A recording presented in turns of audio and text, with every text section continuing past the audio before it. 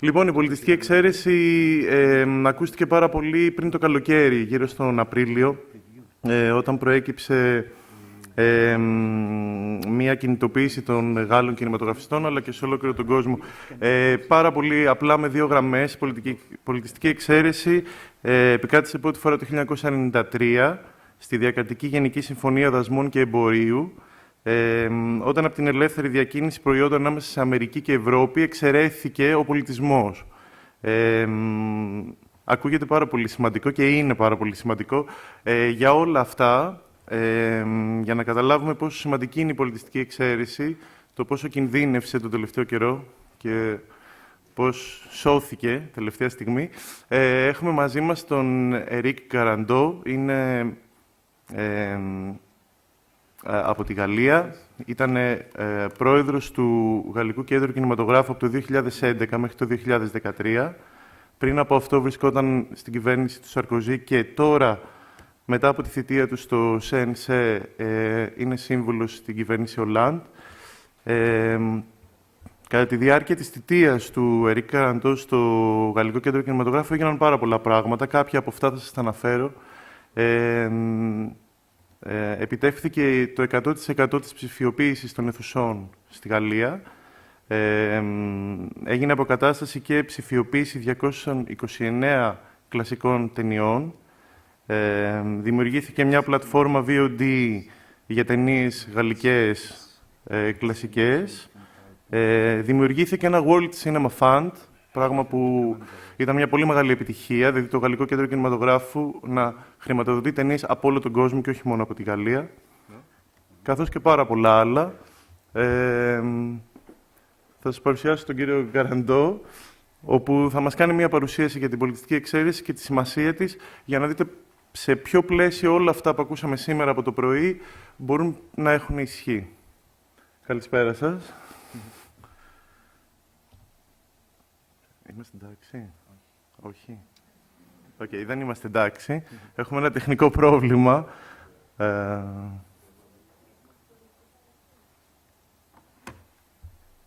Do we can start or not? Yeah, maybe I will start. It's Okay. something that is Usual. Okay. last minute problems. Πρέπει να λύσουμε το πρόβλημα. Ξεκινήσει ο κύριος Garandeau. Καλησπέρα. Sure. Welcome. So, cultural exception. You probably heard a lot about this subject in the recent months and maybe years, as some of you have a long experience, and it was a hot topic discussed in the 90s, in the early 90s, when there was the conclusion of the Uruguay round and the creation of the World Trade Organization as a substitute to the GATT. And the conclusion of an agreement on trade and services, what we call the GATT. And oh, great. Thank you very much. The title is maybe a summary of or slogan of what we think, not only in France, and it's important to mention, but I'm sure you share the same concern, and we were happy that even movie makers in the United States shared also the same concern.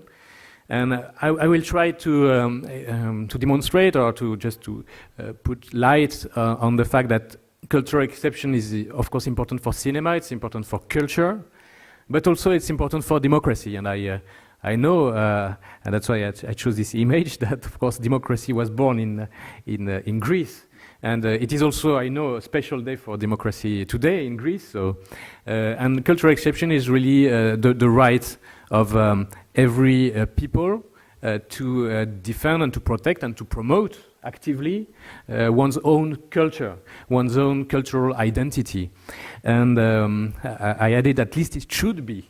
Because as we will see, it's not the case in international law, but it is really common sense. And even in the most desperate and poorest countries in the world, we know in Haiti, the poets in Haiti said that when you don't have anything, when your house is destroyed, when your country is destroyed, then what remains is, in fact, what is the most important thing is the culture, is your language and your imaginary and your heroes. So I will try now to give a really a very concrete example of the challenge and the problem, which is the transatlantic trade and investment partnership case. And I would like to start with a conference that took place in Cannes Festival during last Cannes Festival, the 20th of May, just in the middle of the conclusion of the negotiation, not of the agreement, but the negotiation of the mandate of the European Commission, preceding the negotiation with the United States. And this conference was hosted by the CNC at Cannes, and maybe some of you were there because it was really open to the widest public. And we could have an interesting debate between Chris Dodd, the president of the MPA, who is really a very humanist person, but he was defending, of course, the interest of the American industry. And of course, his approach was he was the advocate of a liberalization of trade in cinema business, because he said, well, it will create more opportunities, more jobs, it will be good for the industry and the public. And of course, there was a coalition of European countries, European governments, and some countries like Croatia. There was the Minister of Culture of Croatia was there, and of course the Minister of Culture of France, and also a representative of different parliaments in different EU member states, and also of European Parliament. And the European Parliament made a resolution in favor also of cultural diversity. And of course, this coalition said, no, we must defend our cultural exception. It is, and what is interesting is that it is important not only for the sake of our civilization, the right of everybody to defend its own values, but it is also good for business. And this comment was raised both by Steven Spielberg and by Harvey, not Serge, sorry, it's Harvey Weinstein, of course. And he said, I am sure there is a way to preserve business, but be smart. And the great business is by being different, etc. You can read the sentence. And Steven Spielberg said the same thing. So it was very interesting to have a convergence of interests and views from philosophical and I would say humanist approach, and also a very business concrete perspective.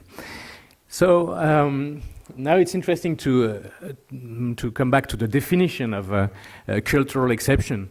Of course, the ordinary definition is that cultural works cannot be considered as ordinary tradable goods and services. They are goods and services. They have a value. They have a price, of course. Otherwise, there wouldn't be any market. But they encompass values, identity, meanings that really go beyond their strictly commercial value. And what is interesting then is that there is also a legal definition. And this legal definitions was introduced by France in the General Agreement on Tariffs and Trade negotiations in 1993 to treat culture differently from other commercial products. So this was this idea to exclude cultural goods and services from the rule of free trade. Then, as you know, there is a debate regarding cultural exception versus cultural diversity. So it's also important to go more in detail, because sometimes cultural diversity is presented like something much more positive, and it conveys positive values more than exception, which looks very defensive. And of course, it's important to promote diversity of culture, and the UNESCO Convention signed in 2005 was the Convention on the Protection and Promotion of the Diversity of Cultural Expressions.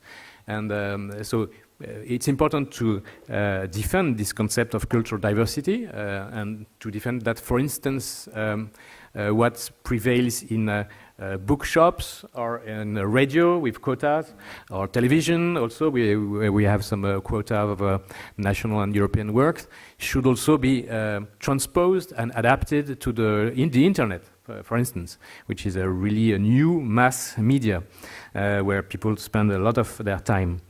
But in reality of law, in fact, the most important concept is that of cultural exception or cultural exemption, because really and this negotiation between the United States and the European Union was interesting.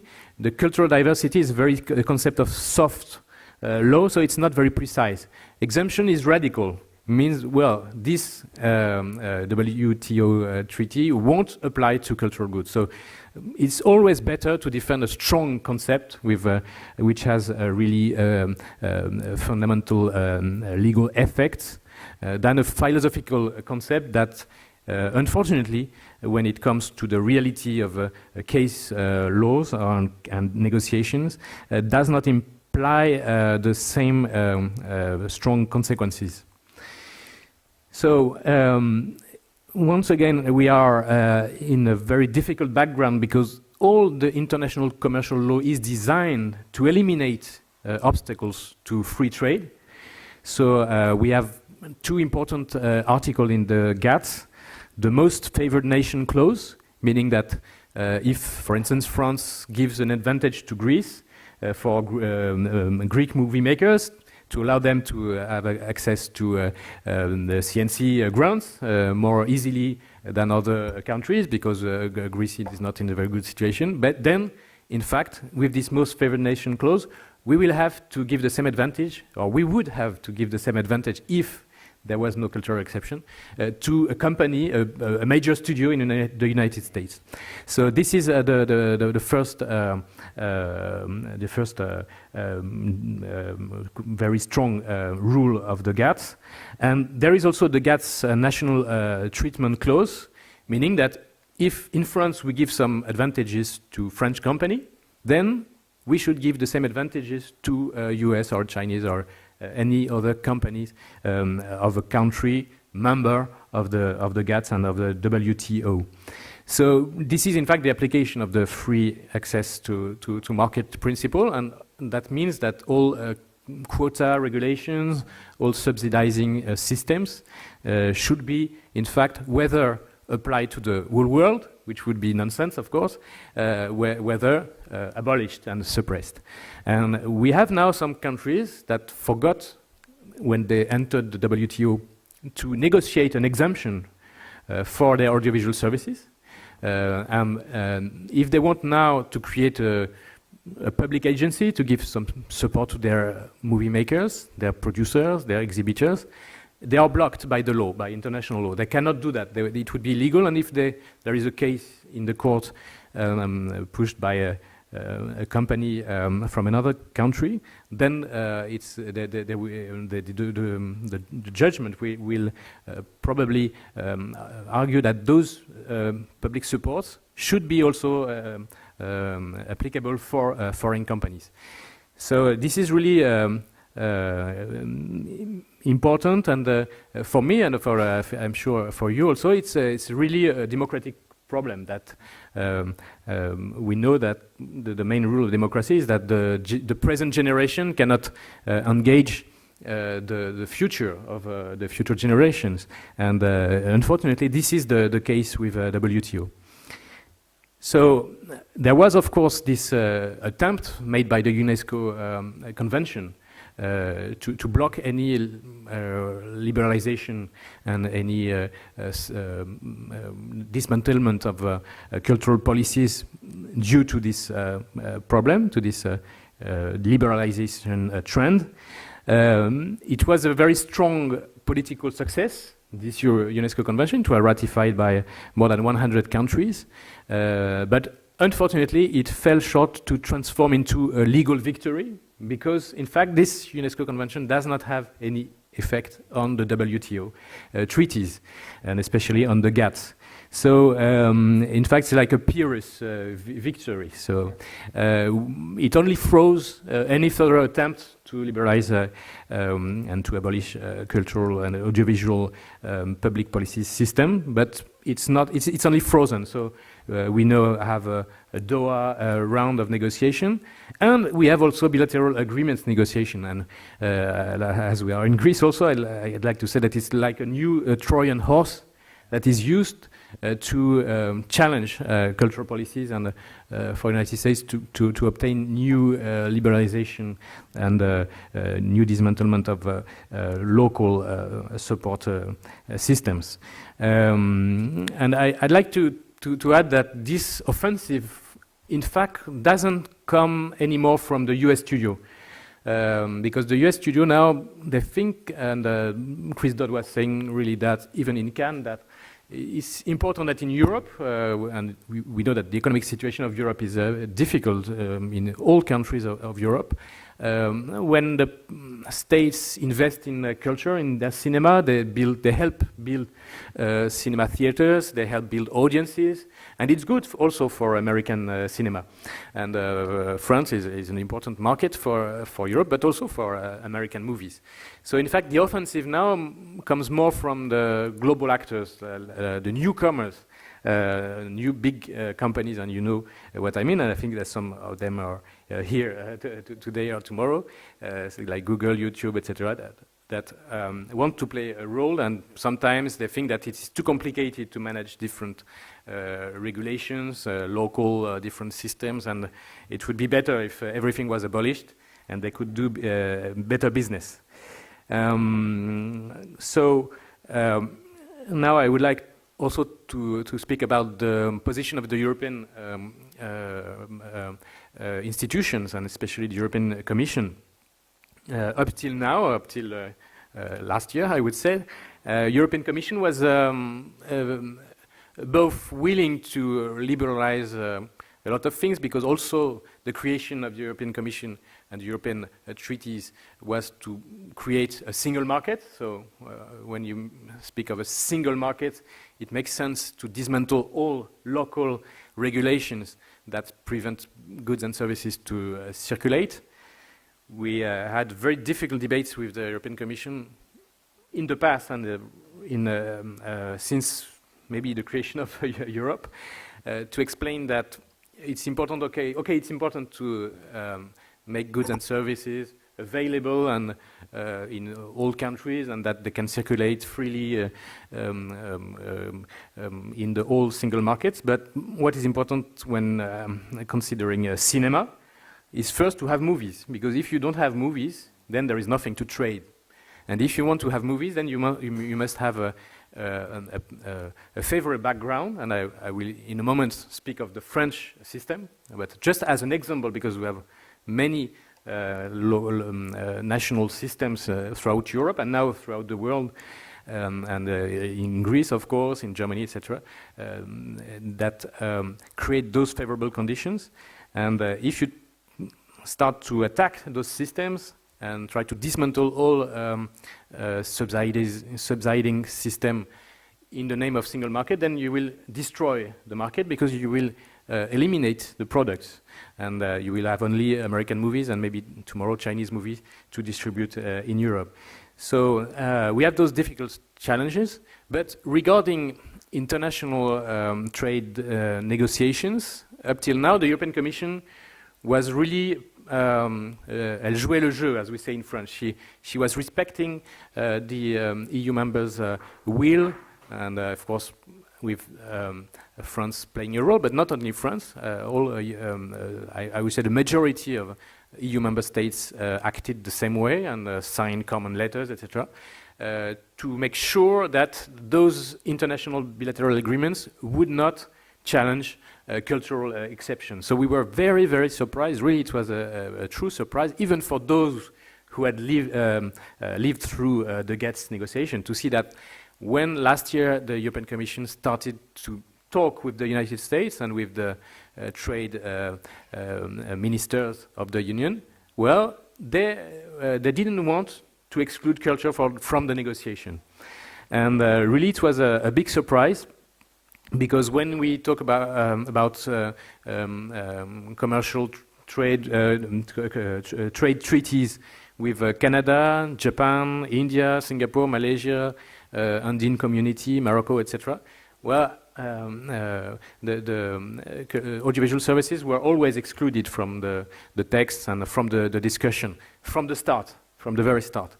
And here the mandate project, when it was designed in March of this year, 2013, did not exclude audiovisual services from this bilateral negotiation. And during the discussions in the Council, because the Council of Ministers, who represent all member states, adopts the mandate that is then given to the Commission, which negotiates in the name of the states. The discussions were very difficult, and we have some countries like Germany who did not want to exclude culture because probably they had other industrial interests that were stronger than their cinema. And so it was very difficult. That's why we organized this conference in Cannes. That's why we tried to raise, and it was quite efficient because at the end we won, but it was really a difficult fight. And at the end, the 14th of June 2013, so this year, the mandate did exclude the audiovisual services, but we must, I think, that's why also I was very happy that there was this conference here, because we must remain collectively mobilized. It's not the end, it's only the beginning of the negotiation. And I've just heard, so maybe it's at the back of the, you cannot see the sentence, but Joaquin Almunia, a few days ago, so one of the European commissars, he said that this is only the first round of negotiation, and only for the first round of negotiation were the audiovisual services excluded.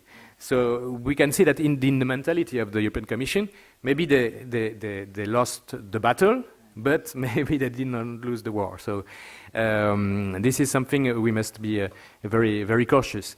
And I would like also, maybe not to go into those details, but just to mention two other emblematic subjects and that show a really a shift and a difficulty to communicate.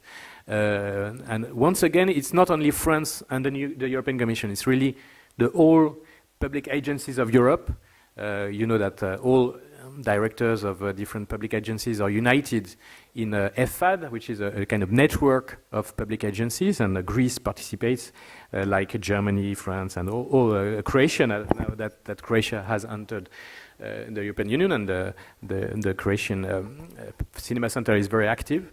And there is really a coalition of all public agencies in Europe against what we consider to be a simplistic view, which is that to create a single market, let's dismantle all kind of collective regulations and tax systems, grants system, etc.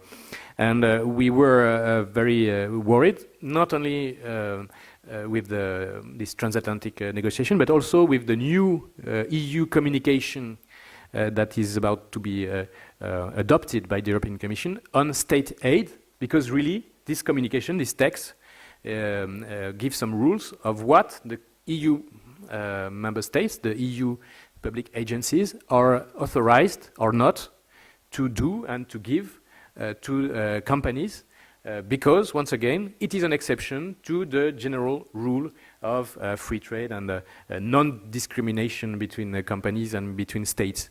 And really, even if with the services of Mrs.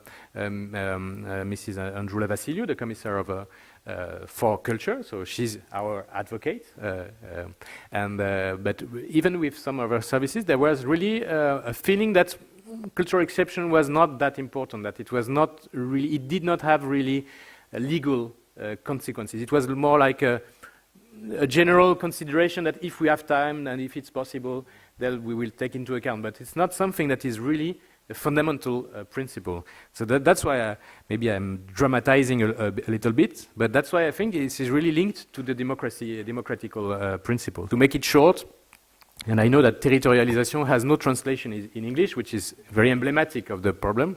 Territorialization means that you can give more support to a company that, for instance, invests more money in your country. So this is the basic view. Of course, it's more complicated than that, but to make it short, it is the way it works. And it is, of course, common sense that if you want to have a parliament voting grant support system. It is to give money to the companies that are situated in the countries. Sometimes it's even a constitutional obligation. For instance, a local community can only give money to a company that is situated within the perimeter of this community. And the European Commission says, no, we should abolish all that, and a Polish company should have access to a French support scheme in the same condition as a French company. And sometimes it is the case, because we have some co-production agreements, we have a lot of, and we are very open, but sometimes it's not the case, and there are some justifications. Also some justification in terms of products, because the film is not the same if it's made by a team belonging to a certain territory. It's like the same as a wine. A wine is not the same taste, the same flavor if it's produced in a certain territory and not another territory. So this is a biggest conflict, the other conflict that we have with the European Commission today. And then, and I was happy that when I left the CNC, the decision happened just 1 week before. We had, during 2 years in France, so now this is a specific French problem, but it is also maybe a European solution. In France, we created, and I will explain in a few minutes under what conditions, but we created a tax on all distributors of audiovisual content, because we think that distribution must finance creation.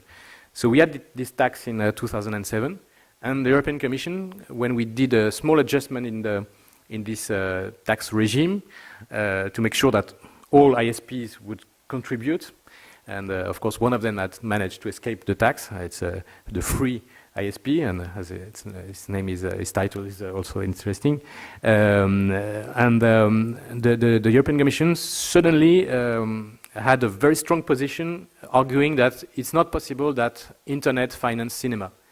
And we were very surprised that at the beginning we really could not understand, and we were very not only skeptical but incrédule, as we say in France. So we couldn't believe that the European Commission was defending the fact that all EU members cannot apply a tax on internet to finance cinema, because really it's the basis of our system in France since 1946.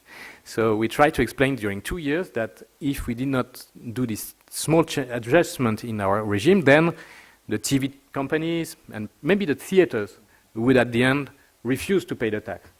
And so there was it was a dialogue de sourds. There was a case in the European court, which was not really the tax that we are talking about, but a similar system that was in fact adopted both in France and Spain, because in France and Spain the public broadcasters were their commercial revenues were diminished, and there was a compensation of this decrease in their revenues with the creation of a tax. So it was another tax, but it was like the same mechanism, the same bit like the same logic.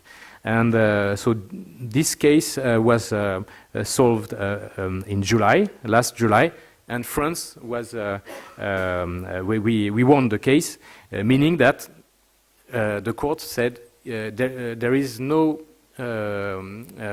every state is free to invent taxes and to impose taxes on the ISP. It does not mean that we must invent a new tax every day, because ISPs are not also in the very, very good situation now, and they have to invest a lot of money to build new fiber, ultra-speed networks. But it means that at least there is no constraint on the states, and really for us, for the CNC, but also for other countries in Europe that were thinking about creating the same mechanism as the French system, Germany, Portugal, Italy, where everybody was relieved that this case was solved in a favorable, with a favorable situation for culture. So after speaking of cultural exception in general, I think probably it's interesting to show a concrete example of does it work? Is it really useful and necessary to invent and to promote and to develop public support, public financing and public regulation to promote cinema? And I could speak of the German case, of course, the Italian case, but I will speak of the one I know more, which is the CNC. And maybe if you think that I'm going too much in the detail, you can, of course, tell me, but I will try not to be too long. So first, the question is, the first question, of course, is why should the government care? And once again, when we speak with people in the European Commission or other countries with other culture, sometimes this question is raised. Why should we care about cinema? And even in French Parliament and even in French Ministry of Finance, we have this question raised a great number of times, and we had really the CNC had many audits and consultancy works those last years. And of course, the answer is that cinema is a specific industry. It's like a casino economy.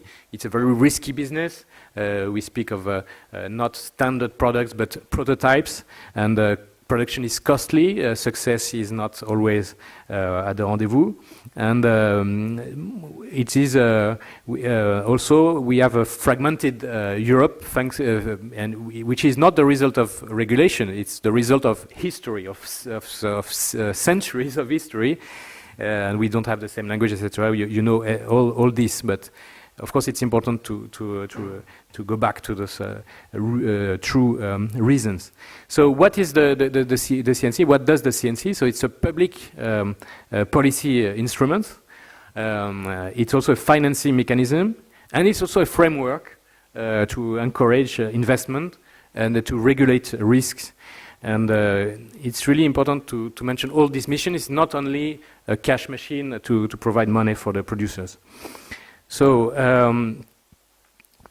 maybe I will insist on some characteristics that may be interesting also for you in Greece.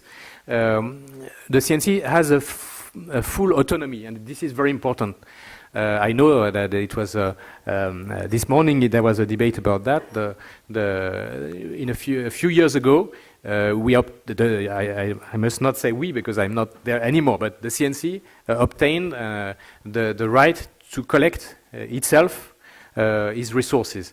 And now 100% of CNC financing resources are derived from the market and are collected directly by the CNC. And of course, it's very important to collect oneself the money. It's because then you are incentivized to have the better results.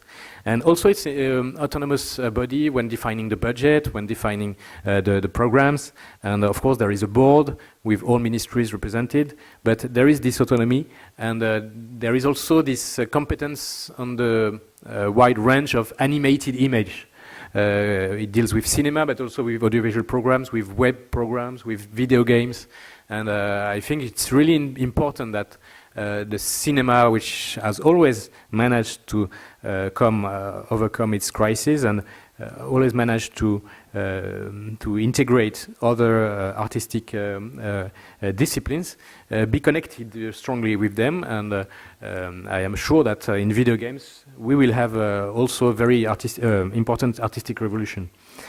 And then there is also this committee-based decision-making, which is also important, that no decision is taken without the advice of a committee, and the committee made not of civil servants, but of producers, authors, script writers, distributors, etc. And so we also like to show that in fact, CNC is part of an ecosystem that is much bigger than CNC. And if you see this is the average production budget, and you can see that the main resources are driven by producers themselves, 30%, and then TV investments. And it's important also to mention that in Greece, that in France and like in other countries, there are some obligations imposed on the television to invest money in cinema, not only to purchase rights for broadcasting them, but also to pre-purchase movies, which is of course very important. So the CNC grants only account for 7.7% of the budget. And then you have the Sofica. Maybe I will come back in that in a minute. The golden rule is really that one is that downstream exhibition funds upstream creation. And that was the ground for extending our resources and the taxes of the CNC to the new markets and to the new, of course, actors. Now we speak of the internet service provider, but tomorrow we will speak of these global operators coming from overseas, and that should be also part of the game.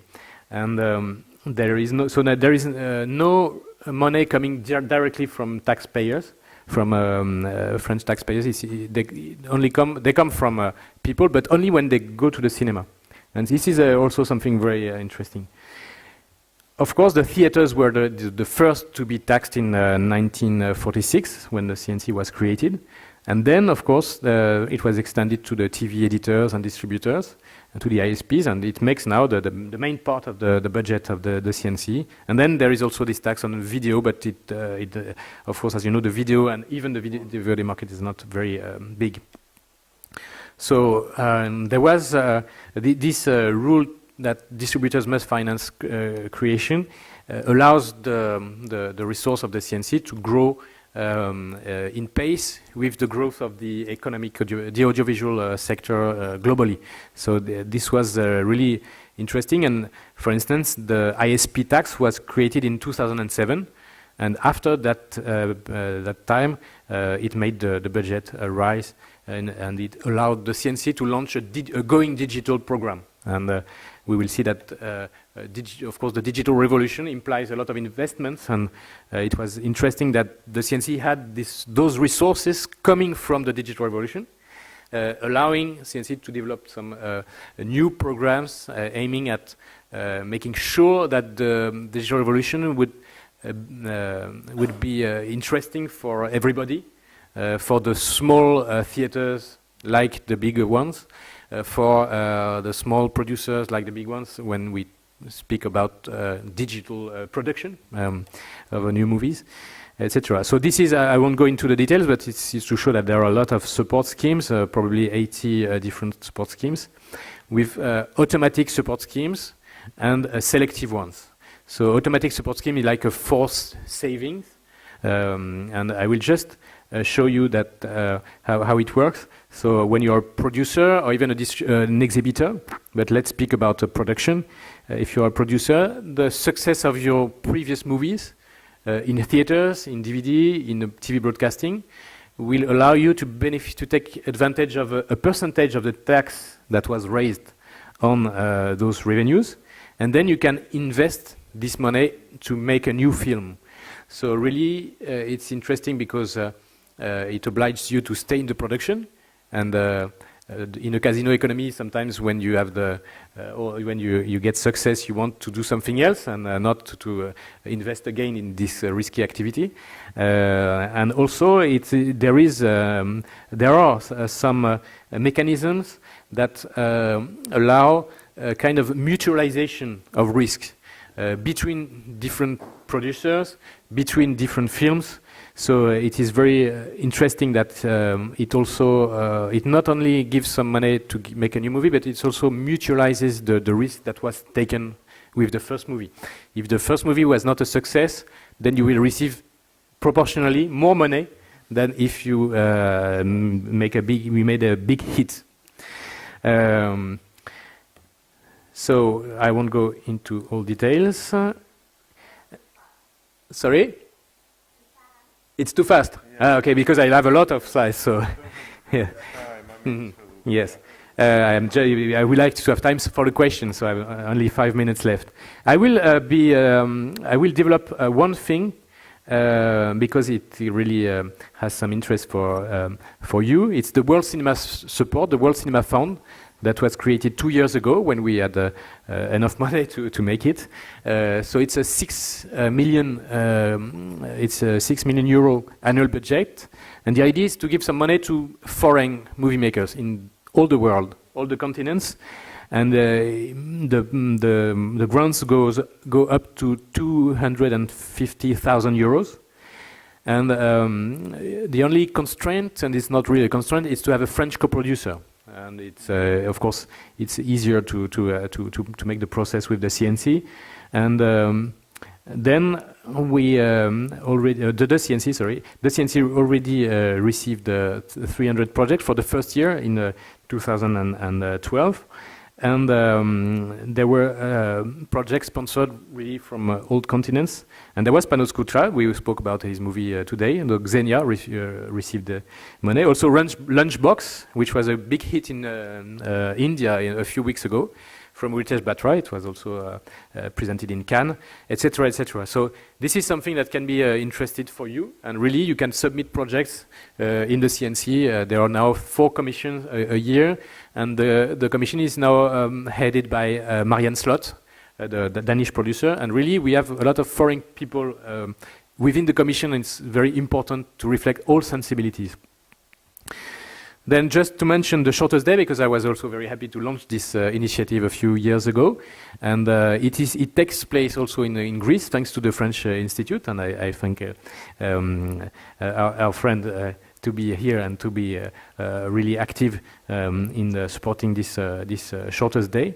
And the idea is just to promote short movies and to broadcast them everywhere, in the streets, in museums, in libraries, etc. And really it was a big hit in France. More than 2 million people participated, and it really gave a new life to short movies, because sometimes it's difficult to present short movies, and we try to convince theaters that there was a public for short movies, provided that you show them. So, especially in times of difficulties, sometimes it's difficult to produce long feature films, but really there is a lot of creativity in short movies. So you can ask Élise Jardot if you want some information about that. And then just to mention also what this money allowed us to do. These Going Digital programs allowed the CNC to launch a program to restore, digitize, and also to create a platform to show movies from the past. We don't like to speak of old movies, because there are not there are no old movies, like there is no old music. We have great movies of all times, and it's also important to present those movies from the past to the audiences of today and tomorrow. And you probably know that Thierry Frémaux, the director of Cannes Festival, but also Lyon Film Festival, a national and even international festival dedicated to heritage movie, is launching now the first market dedicated to classic films. So it will happen in a few weeks in Lyon. And so it's interesting to say that in a completely private, free world without public support, all those movies we have digitized, the CNC has digitized already 230 long features films, plus 260 movies with an agreement with a public bank. So that's really nearly 500 movies in 1 year only. So without public support, it's obvious that those movies wouldn't have been restored so quickly, and probably the companies that are doing technical restoration works would have been really challenged, and maybe they would have closed down, because now, of course, as you know, there is no more copy to be printed when regarding a new production. The production is, yes, I will give you the word.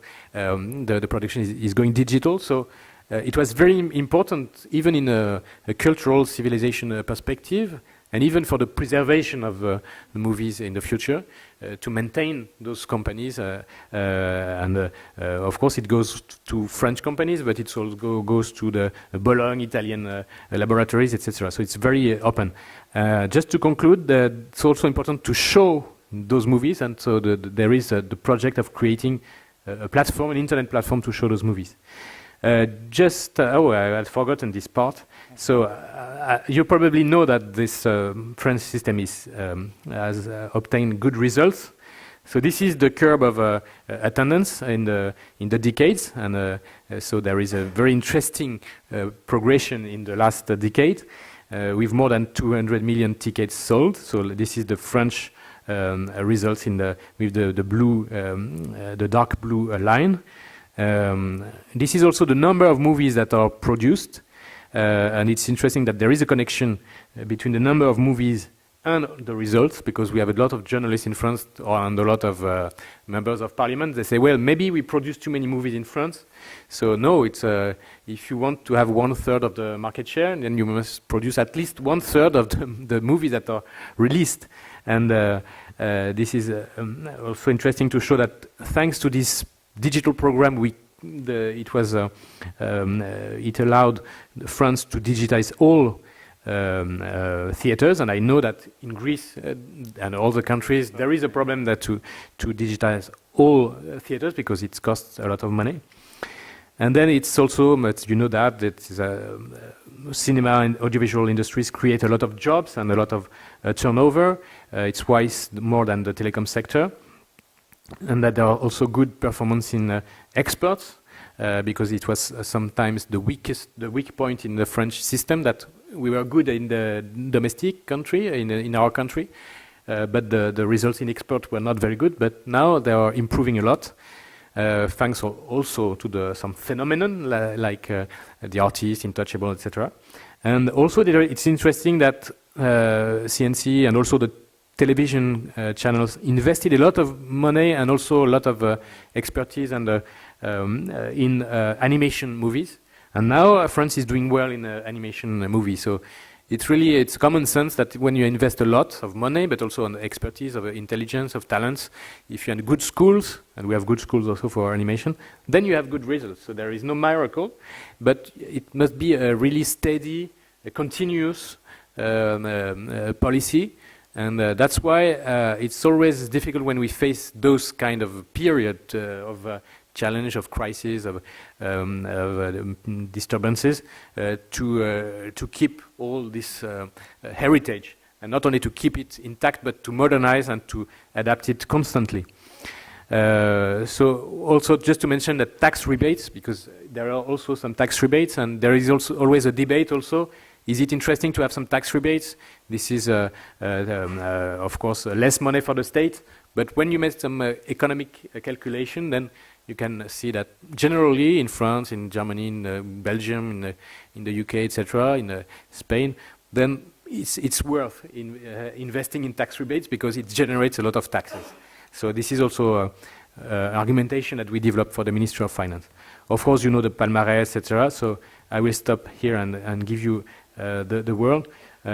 Just to finish with this, there is no. It's also common sense that to be efficient, you must deal with, of course, movies, to have good movies in sufficient quantity, but also with places, distribution, and sometimes it's the weakest point in countries that only focus on production. And then audiences, of course. So, and audiences, of course, every company knows that it must work on audiences and marketing, but really it goes also through educational program. And the CNC has always also invested some money and some resources in education. It is the key to everything. And there are a lot of education program in schools at all ages. So we have, of course, new challenges to face. The digital revolution is not only starting, and it is a very strong impact. It has a very strong impact on all traditional financing system of cinema in Europe. of course, the public agencies are threatened by their these austerity backgrounds, and even the CNC has faced a lot of, as his resources have been diminished by a punction made by the Ministry of Finance. It has lost 150 million euros last year, and this year, and next year, probably it will lose 90 million euros. That will also be driven from the CNC to the state, to the Ministry of Finance. So all this is weakening, of course, the investments in cinema, but also the TV channels are not in a very good state. Private companies, but also public companies. And I won't speak about the Greece case with the public company that was closed. In France, the budget was diminished, but we know the situation is very difficult in other European countries. And then, as I said, the war for cultural exception is not over, and so there will be a new offensive. So it's very interesting turning point that we have now, a lot of challenges, and we must remain innovative, and we must also democratize European Union. And I like this sentence from Jean-Luc Godard about Greece. So I just put it: we Europeans are eternally indebted to the Greek. So thank you very much, and I'm sure you have some question, and I know there is only the first one.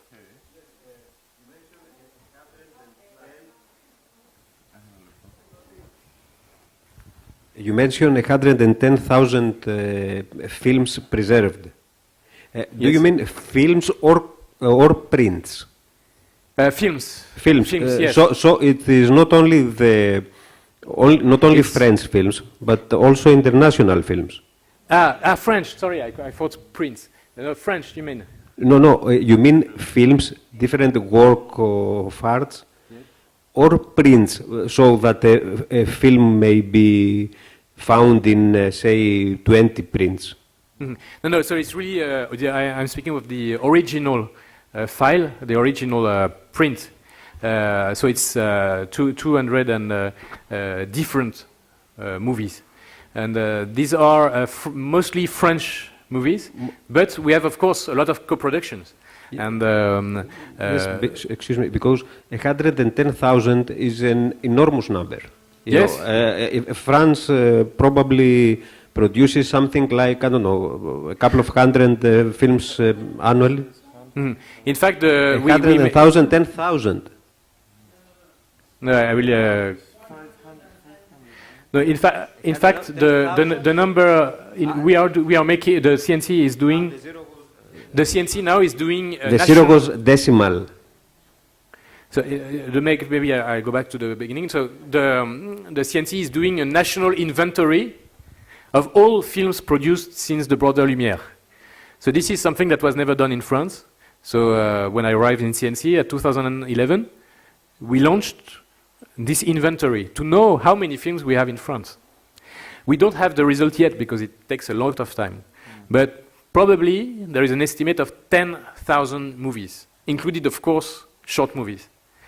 So in 1 year of the programs, there were some commission because, as I said, there are always some expert commissions. So this Heritage Film Commission had a lot of meetings, and then they received a lot of projects, and they decided to give some support to 229 heritage long feature films. So those movies have been restored, and now they are screened. Next Monday, meaning the day after tomorrow, there will be a presentation in the Cinémathèque Française of La Belle et la Bête, a movie from Jean Cocteau, which was produced in 1946, the same year as the creation of the CNC. And so this is one of the many examples of movies that were restored, digitized, and now that can be screened again in the theaters. And there is a specific agreement with Gaumont. I don't go into the details, but there is another fund that was created. Yes, for even one film. Το μικρόφωνο μπορούμε στον κύριο Γρήβα. May I ask you a question? Probably you referred to that, but maybe I was not in the room. Actually, what's the situation with the European Commission. I know, you know better than me, that after all the intervention, you were there as a reporter, I think, and Costa Gavras was everything. And after the vote of the European Parliament, the cinema, the audiovisual industry was blocked from entering into the discussions. But Barroso insists, and the European Commission insists. Where are we standing right now? I am not at the CNC anymore, but I had some contacts with my former colleagues, and what I understood is that nothing really changed up till now. And there was a meeting yesterday, so I don't have the results. There was a meeting yesterday, but really there have not been significant change in the text of the European Commission. But what is interesting is that as it is really a unilateral decision of the Commission, this communication, it's interesting that the European Commission did not adopt the text. It should have adopted the text last year to be enforced in the 1st January of 2013, and the European Commission preferred not to adopt the text. It did not change substantially the text, but at least all the DFAD managed to avoid having a wrong text adopted. So it's like a frozen situation, but as the former communication is still valid until there is another one, so every month that is gained is gained. So the situation is not desperate because we have a text, and the former text was okay for everybody. And as you know, the European Commission will there will be a new European Commission next year. So maybe the strategy could be to gain time, give time to time. There's a question there. The question is, in your opinion, why the other European countries want to don't accept the audiovisual, to don't make the exception of the cultural needs? Mm-hmm. In your opinion? Mm-hmm. In fact, during this the first semester, when there was all these discussions, a lot of countries, of course, much more ministers of culture than ministers of finance or trade ministers, but really there was a strong coalition of European states wanting to preserve cultural exception. Greece was among those countries, of course. What was surprising was Germany, because really the Minister of Culture, Bert Neumann, is a very strong man, is a strong personality, and he signed the letter to protect cultural diversity, cultural exception. But then the government chose not to follow him because probably, as I said, there were other industrial interests. And to be perfectly honest, I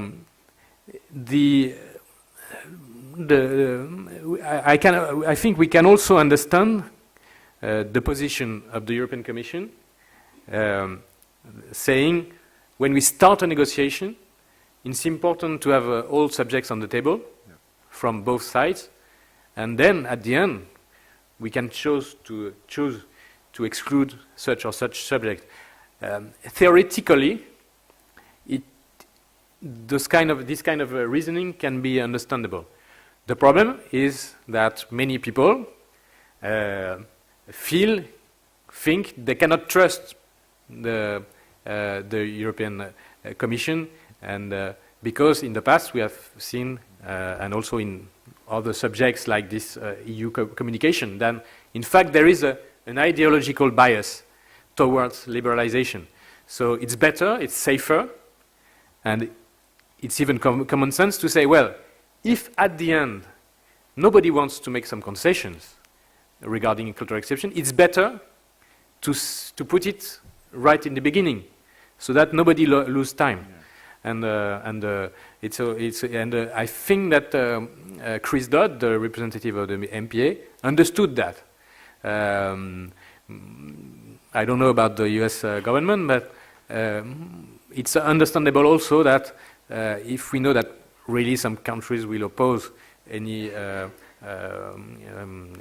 concession regarding cultural exception, it's better to exclude it from the beginning and to focus on really the subject that we want to discuss.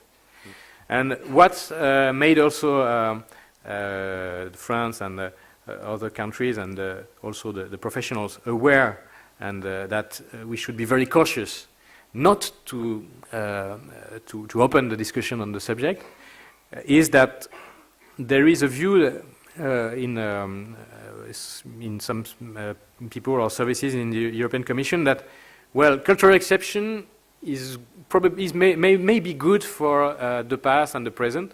So maybe we could let things as they are regarding theaters, regarding video clubs, etc., regarding television. But regarding internet, it's something new, and probably we should have a free zone in the internet. And that's really the nightmare for everybody, because, of course, internet is now the major media, and also probably the major source of revenues for the industry. So that's why also we were very cautious and to exclude culture from the beginning, because it's not only preserving the past and the present, it's only building on the future. And there is a very concrete example regarding France also that the CNC designed an automatic support scheme for video on demand websites, and this so we have to the CNC has to have the authorization to put it into effect, and this is not this was blocked by the Commission because VOD is considered to be really a new sector, and probably some people think that there's no need to regulate VOD, and that's okay. There is Netflix, there is YouTube, there is iTunes, so why give support to European companies? So this is also what made the French government and all other some other countries aware that really we must exclude the subject immediately. One more question. Κυρία εκεί. Σας φέρνω το μικρόφωνο. 1, 2. I'll make a small introduction. So, sitting in Greece, Athens, I am free. You're telling us about CDC. Yes, very well air codes, nice place, yes. And at the end of the day, the question is, are we making art or money? Money or art? Mm-hmm. Yes? Yeah, with art you make money, with money you make art. I don't know what is the... There is no... Money is necessary to make art, and art can or cannot, depends, bring some money. I don't understand really the... So we start in the morning with art, and we end up at the end of the day with money. If you want, I mean, without money you cannot make cinema. So that's maybe that's the difference with literature. So, but I think that everybody knows about that. That movie cost. I know. Yeah. So. So it's difficult to speak about cinema without speaking of money. But of course, the idea is, and this is all what is about, is to make sure that money will finance art, will finance industry, of course, also. But there will be a bias toward quality, toward the aesthetics, and otherwise, of course, maybe this is your view. It would not serve the cause to build all this if it's only to make money goes to money. Ευχαριστούμε πολύ τον κύριο Garandeau. Thank you very much. Thank you.